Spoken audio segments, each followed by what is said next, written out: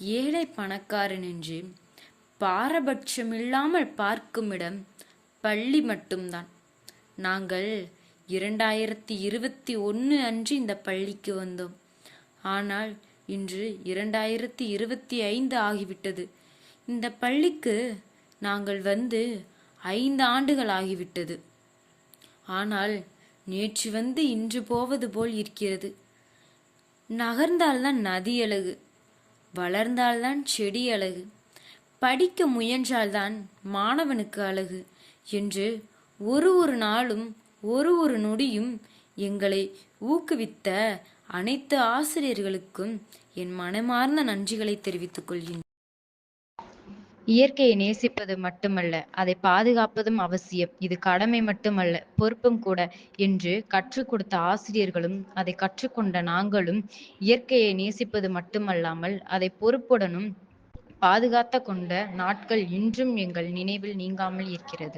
பள்ளி வளாகம், வகுப்பறை அனைத்தையும் சுத்தமாக வைக்க வேண்டும் என்று ஆசிரியர்கள் வலியுறுத்தியதை எப்போதும் பின்பற்றுவோம். நம் அனைவருக்கும் ஒரே மாதிரி திறமை இல்லாமல் இருக்கலாம். ஆனால் அனைவருக்கும் திறமையை வளர்த்து கொள்ள ஒரே மாதிரி வாய்ப்புகள் உள்ளன. அதேபோல் எங்கள் அனைவரின் தனித்திறமையை அறிந்து ஆசிரியர்கள் எங்களை போட்டிகளில் பங்கேற்கச் செய்தனர்.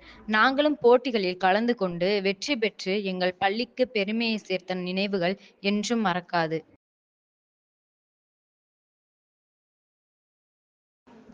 2 எழுத்தில் எனக்கு தெரிந்த ஒரு கவிதை. சோறு. நமக்கு சோறு தான் முக்கியம். எவ்வளவு பிரச்சனை, சண்டை வந்தாலும் சரி, சோறுன்னு வரும்பொழுது எல்லாரும் ஒண்ணா சேர்ந்துருவோம். எல்லா வீட்டு சாப்பாட்டையும் ரசிச்சு ருசிச்சு சாப்பிட்டுட்டே அன்னைக்கு நடந்த விஷயத்த பத்தி டிஸ்கஸ் பண்ணுவோம்.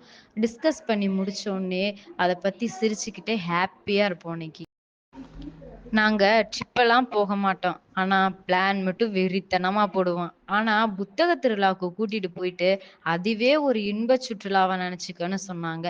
ஆனா இன்னை வரைக்கும் ஒரு இன்பச் சுற்றுலா கூட்டிட்டு போனதே இல்ல. அடுத்த வருஷமாச்சும் பிள்ளைங்க எல்லாத்தையும் ஒரு சுற்றுலா கூட்டிட்டு போயிருங்க.